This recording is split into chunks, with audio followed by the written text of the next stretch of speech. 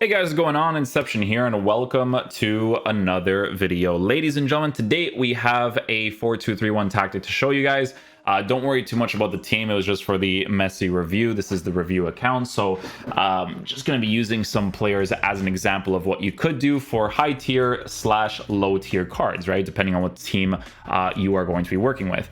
Guys, for this 4-2-3-1, it is going to be a review for the inceptionxx 4-2-3-1, who is a pro player, very good at the game, and we wanted to try out his tactic because obviously 4-2-3-1 has been a tactic that I have been enjoying quite a bit this year, all thanks to Boris Legend, because his 4-2-3-1 allows you to play authentic FIFA with different types of cards and just feels really well balanced throughout using it, right? So with this 4-2-3-1, these are going to be pro player ones.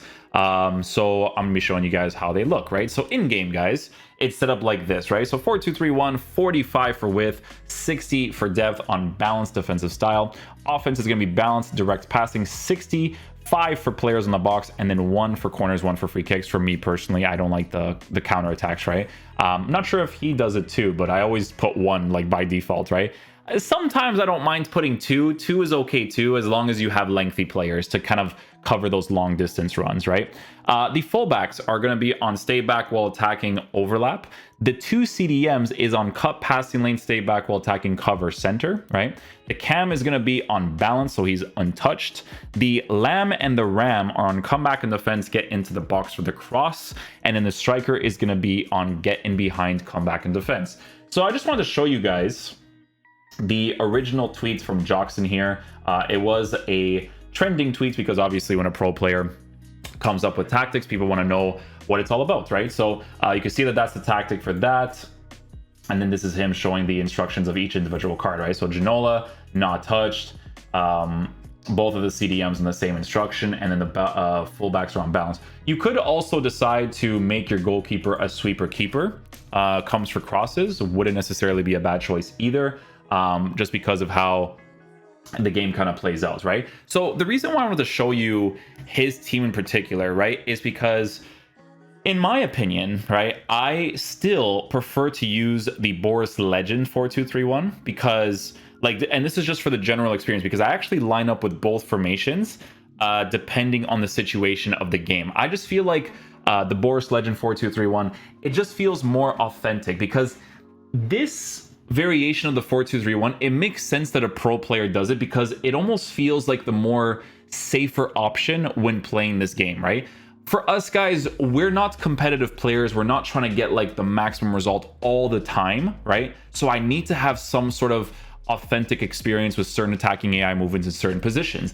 The biggest thing is the CDMs on just cover center for Boris Legend. I like the movement of midfielders committing on the attack and offering those extra runs for me personally, right? But for a pro player, guys, it's very different because, and I try to explain this to you guys every single year, right? Full meta top tier FIFA is not always the most enjoyable, right? Because you're really trying to grind out the result, which is why I don't like the gameplay game modes, right? But with a formation like this, guys, it's very well balanced, right? It's a very typical 4-2-3-1 to be able to attack in decent capabilities and defend in decent capabilities, right? Because your fullbacks, right, in this year's game, being on stay back while attacking overlap, the overlap part is actually very helpful because if you have meta fullbacks to push back, you know, for instance, João Cancelo and Ferland Mendy, if they overlap, it's not an issue because their AI will track back like crazy, right? And those are the types of fullbacks that you're definitely going to want in those positions. Even if you go with a cheaper option like Malacia in that left back position, you can totally do that. But obviously a card like Ferland Mendy will be a better option. In the CDM position, you'll notice that he is working with physical, strong, have a good weak foot type of CDMs, right? So that on the stay back while attacking cover center, cut passing lane instruction, it's gonna make a lot of sense for those two types of guys, right? For me personally, when you're using cards like Renato Sanchez and Valverde, it's just fun to be able to allow them to commit on the attack on the cover center because my main focus is not, oh, I really need to win this game, right? My main focus is having a better experience while trying to get the win, right? But if you're obviously going for the win and having a balanced experience in your team, that's when you use something like this because it makes sense, right? Your cam is untouched, so he basically allows him to kind of move in whichever ways he wants. The left attacking mid and the right attacking mid, both on comeback, get into the box for the cross, also makes sense, because the get into the box for the cross, guys, is not necessarily only for crosses, okay? It's actually to force attacking AI out of those positions, right? If you are forcing attacking AI out of those cards, it works out really nicely, especially if both of the cards are high work rated, because they have a very good push forward comeback with both of the instructions set up. In his case, he has still two very good options, because you guys know on my RTG when I was playing a little bit more, I was using Diaby on the left side and Coman on the right side, and it was still really well balanced. Just for me personally, I don't know, that high work rates in all three of the cams, it works out really nicely when you have the right players in the team. But obviously in this case, you think I care about having a high work rate on Messi? Couldn't care less. The guy's an absolute monster, right? And then the striker, you know, in his case, he's got glitch Mbappe, Kylian Mbappe. So the getting behind, it really suits Mbappe's playstyle, because he really does make those runs, right? And when you have players that will make those runs, be able to skill move and stuff, it's very helpful to work with, right? So it is a more competitive variation of the 4-2-3-1, very well balanced. The goal of it is to not concede quote unquote garbage goals. Like, that's the whole point. It's like sometimes when you're using a formation that is a little bit more fun to use, but you might concede more often, it just depends, right? It all depends on like what the person is going for, right? In this case, it makes complete sense. It's a very well balanced 4-2-3-1 system to allow you to attack. But you have to, and this is my opinion, because guys, my whole experience of playing FIFA is completely revolved around attacking and defensive AI. Completely. Like when I play co-op, I feel like I can't play co-op as well, because I need movement from my players. I need like my brain to like see certain patterns and then to utilize those certain patterns. Like I can't just do, for instance, like pro players, they will utilize certain mechanics that a regular person will not, right? Like the target lock system, which is basically when you press the left stick and the right stick into control of the players. Dude, I see Spencer doing like absolutely insane things with the target lock system that I've never seen anybody do, but it's very helpful to work with, right? So like I said, the formation is just more balanced, but it doesn't feel super authentic.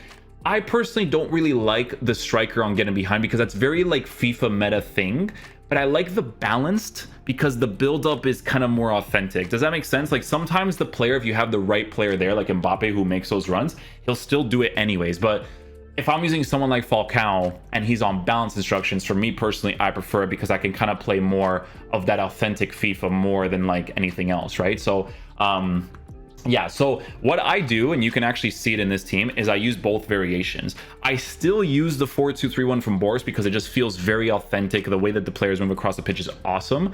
But there are moments in game where I feel like my 4-2-3-1 is a little bit too vulnerable, and there's moments where I'm like, you know what, I'm gonna get the result in the game, right? And then I'll switch to Jockson's 4-2-3-1. So for me, it's more of a boring formation to use, but it is more balanced for how the game plays depending on the results that you want to get, right? So for me, you guys know my content is kind of based off of giving you guys information. So to be fair, us going like 17-3 while reviewing cards is great, but if I got 12 wins, I couldn't care less, because it's just giving you guys the information on the individual cards, you know what I'm saying? So that's my approach to FIFA. I like to play, like, I need certain movements to pop off for me to enjoy it. Like if I win the game 3-0 with a too competitive based formation, it's not as fun for me, right? That's why I always ask Air Japes for his tactics, because the guy is very smart when it comes to coming up with different ones. But yeah, that is a pro player one.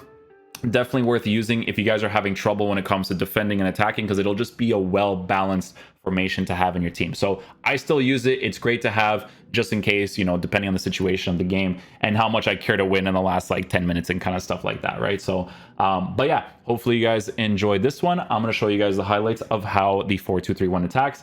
Very similar to the free one, right? Like the Boris one, but it's just you don't get like too much overcommitment from CDMs, you know what I'm saying? So yeah, hopefully you guys enjoy, and I'll show you guys the highlights right now.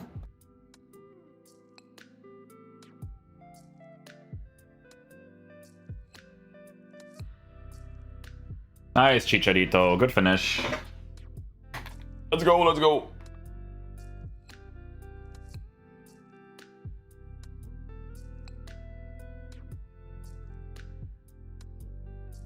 Oh, okay, okay, going for some fancy flicks.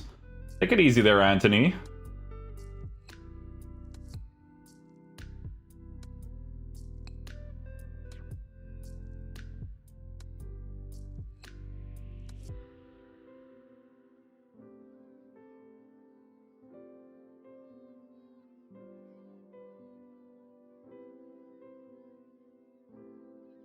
Rough on the dribbles there, but we made it work. Henderson. They might be able to get in now. In it goes. The lengthy is crazy, eh? When you force the get in behind out of the cards, you could already see the animation choice like activating. You could see it, right? When it's a player that has like a certain height. Your goalkeeper comes up with a save like that late in the game. You have cause to be thankful. Well, that could be a key moment. They have to take those sort of chances. They won't get too many more, but let's credit the goalkeeper. This could be Nice finish, Chicharito. Good pass by Herrera too. The dribbling is where you're gonna have an issue with the card, right? In certain situations. and a long way out here. And then Hector Herrera scores that. My goodness, what an outrageous These outside foot shots are crazy. mean business on this occasion. Bruno Guimaraes. Anthony. Opportunity. A goal. Good goal. We'll take that. To Hadji. Now with Hector Herrera. Hadji. Hernandez. Herrera. On to Hadji. Oh, now Javier Hernandez. Nice. Really a very poor ball. In a position from which they could potentially do a bit of damage here. Insigne. Anthony. Here's Hector Herrera. Oh, now Javier Hernandez. Wow, that actually worked out. And a goal! All right, we'll take it. Anthony. Hadji. Herrera. He might yet finish. They've gone and Hey, well positioned for that. We'll take it. And 1 minute of stoppage time has been added on. A glorious chance. Good finish, Chicharito. So yeah, guys, that's pretty much it. Just wanted to show you guys this tactic because, like I said, it's a very well-balanced formation if you're trying to get like certain results and whatnot. It's just not a formation that I enjoy using from like an authentic experience, right? Like it just feels a little bit too meta for the game. But I know that a lot of you guys are gonna like the really meta stuff, so that's why I always share these videos. So yeah, if you guys end up liking the tactics, be sure to say a big thank you to Joxon for creating them. This is obviously like the typical reviews here that we do for certain formations and tactics. Air Japes told me that he has a 4-2-3-1 and he's very good at doing like authentic formations for certain variables. So we're gonna see what he comes up with. He's trying to do like a new 3-4-1-2 as well. So whenever that opportunity arises, we're gonna check that out as well. So yeah, hopefully you guys enjoy this video today. I'll catch you guys for the next one. Peace out, dudes. Love you guys.